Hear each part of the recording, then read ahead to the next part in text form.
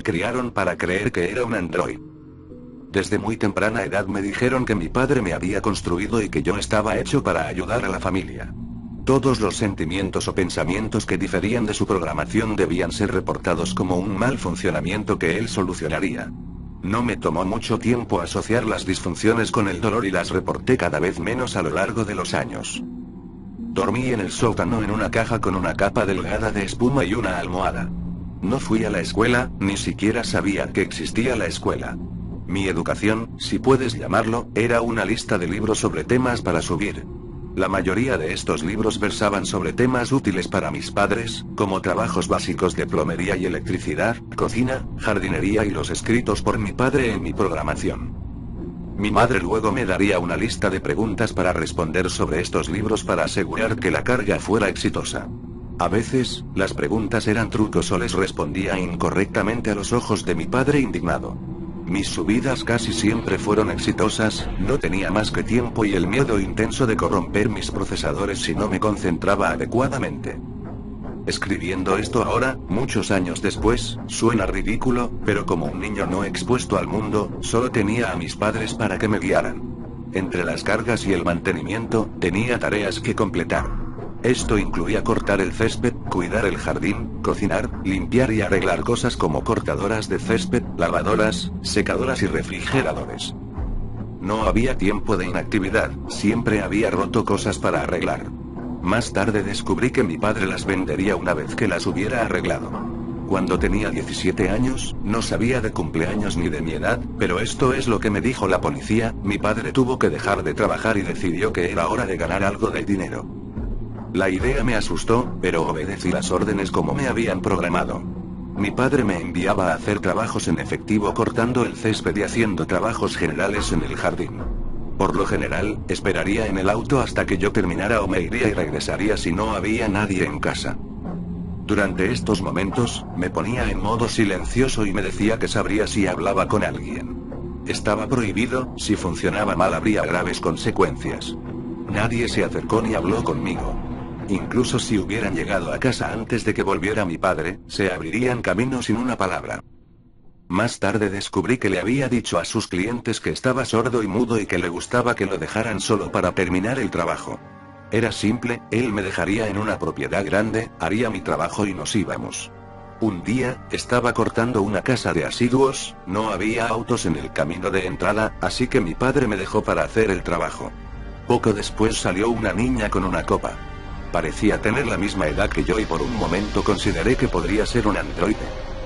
Hace mucho calor afuera, pensé que podrías querer esto, dijo, entregándome una bebida negra. Es Pepsi. Espero que esté bien. Ella sonrió. No tenía idea de lo que era Pepsi. Era negro, como la madre aceitera me hizo beber, así que pensé que debería estar bien. Todavía recuerdo ese primer sorbo. Era la cosa más grande que había probado. No dejaba que mi mente se sintiera revuelta como la bebida de mi madre. Quería preguntar qué era Pepsi, de dónde sacó esta bebida. ¿Lo hizo ella? No te he visto por aquí. ¿A qué escuela fuiste? Preguntó Pepsi. Bajé la cabeza y volví a mi cortadora. ¿Qué se suponía que debía hacer? ¿Ni siquiera vas a decir gracias? Bromeó, siguiéndome. Volví a mirarla, ella me puso nerviosa por razones que aún no sabía. Tengo que trabajar, le respondí. Sin otra palabra ella resopló y se alejó. Pasé el resto del día contando los minutos hasta que mi padre vino a recogerme. Estaba convencido de que sabrían que me había quedado en silencio, que había hablado con alguien. Cuando mis padres, un carro rojo y polvoriento, se detuvieron, cargué mi equipo en el auto y subí. No hubo palabras, sentí un pequeño alivio, pero una pequeña voz en la parte de atrás de mi cabeza me habló. Puede que no lo sepa ahora, pero espera hasta que llegues a casa. Nada estaba fuera de lo habitual esa noche. Hice mis tareas, trabajé en mis cargas y recargué mis baterías. El resto de la semana fue como de costumbre, mi padre estaba en uno de sus estados de ánimo que duró de días a semanas. Cuanto más largo sea el estado de ánimo, más agresivo se pondría conmigo. La vocecita en la parte posterior de mi cabeza me habló una vez más. Tal vez él realmente no lo sabe. Tal vez él está mintiendo. Una vez que se sembró esta semilla, en los próximos meses sus raíces se apoderaron de mí.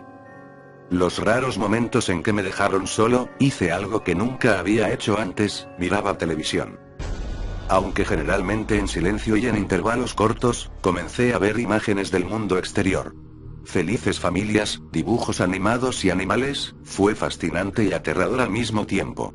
El día que cambió mi vida, sin embargo, fue el día en que encendí el televisor y vi a Yo, Robot. Androides reales que habían sembrado verdaderas dudas dentro de mí. Aunque sabía que algo estaba inherentemente mal en mi situación, no sabía qué hacer. Finalmente, me enviaron de vuelta a la casa de las chicas de Pepsi y me puse a trabajar. Realmente esperaba que ella me trajera un poco más, pero no tuve muchas esperanzas. Casi había terminado de cortar el césped cuando ella entró en la propiedad. La vi conducir hasta la casa y salir. Una parte de mí gritaba para hablar con ella. Pensé cuidadosamente en los escenarios. Descubriría la verdad sobre mí mismo. Ella puede decirle a mi padre y mi mal funcionamiento tendría que ser arreglado. Podría conseguir Pepsi. La atrapé en la puerta casi sin aliento por correr y ella se volvió para mirarme con una mirada fulminante. ¿Soy un androide? Padre dice que soy un androide, espeté. ¿Android? Preguntó ella, levantando las cejas. Le conté todo lo que te conté y sobre la película que había visto con androides reales. Se quedó en silencio, supuse que estaba tratando de darle sentido a todo. Oí pasos detrás de mí e inmediatamente perdí todo mi coraje. Mi padre no dijo nada y me agarró del brazo apartándome. Volví a mirarla, todavía con la misma mirada perpleja que llevaba cuando me acerqué a ella por primera vez. Yo lo había volado. Esa noche fue la peor noche de mi vida. El arreglo que mi padre hizo fue peor que nunca y ahora lo sabía. Soy algo, soy alguien. Las costuras se estaban dividiendo, mi padre ya nos molestaba con la habitual fachada a medias que se había vuelto tan evidente para mí ahora. Era solo un castigo directo. Mis padres intentaron asustarme y me contaron historias de la policía y el mundo exterior. Ambos estaban furiosos pero también sacudidos. No salí del sótano en voz alta después de eso, los días pasaron lentamente y mis padres gritando cerillas eran la única forma de estimulación que tenía. Me gustaría poner la oreja en la puerta para intentar escuchar lo que decían. Una frase me hizo temer que no sabía que tenía. Voy a apagarlo para siempre. Yo era eso. Oí que alguien bajaba los escalones y huía por la puerta. Mi padre lo empujó abierto pero se quedó afuera. Lo miré desde el otro lado de la habitación, sin saber qué debía hacer. Arrojó una pala en la habitación y esta golpeó contra el suelo rompiendo el silencio.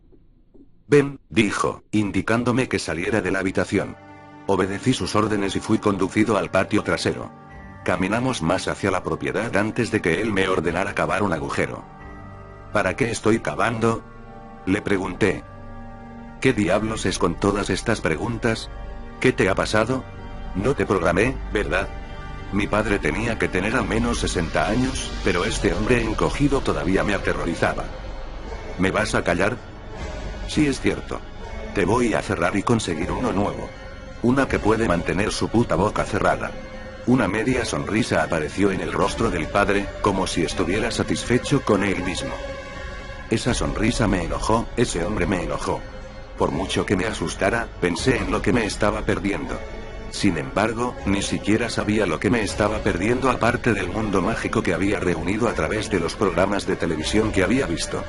Pensé en la chica Pepsi, pensé en la jodida Pepsi y luego en todo el dolor que este hombre me había causado. Apreté la pala y lo golpeé conectándolo con el costado de su cara. El sonido sonó en la noche, pero ninguna parte de mí se quedaba para disfrutarlo. Mi padre golpeó el suelo y empecé a correr. No había ningún plan, no tenía la intención de que esto sucediera y no tenía ni idea de a dónde iba ni a dónde debía ir. Después de cortar algunas propiedades, finalmente dejé de correr. Me derrumbé en una hierba alta y contuve el aliento. Las estrellas eran hermosas, era la primera vez que salía de noche solo y, a pesar del miedo y la incertidumbre, era la noche más hermosa de mi vida. Decidí que iría a la casa de la chica de Pepsi, sabía que estaba cerca y tenía una idea de dónde estaba. Continué caminando y me encontré en el camino de entrada justo cuando salía el sol. Llamé a la puerta hasta que un hombre preocupado salió a saludarme. Le conté todo lo que le había contado a su hija y él me creyó. Gracias a Dios me creyó. La policía llegó a la casa para encontrar a mi padre con un arma en la boca, ya había desechado a mi madre. Le dijeron que lo dejara, pero él apretó el gatillo y se terminó. Para ellos, pero no para mí. Mi vida apenas estaba empezando. Se me reveló que en realidad no eran mis padres. Me habían robado mi infancia, mi mente. Y a veces, me pregunto si todavía podrían robarme la cordura. Gracias a Dios por mal funcionamiento.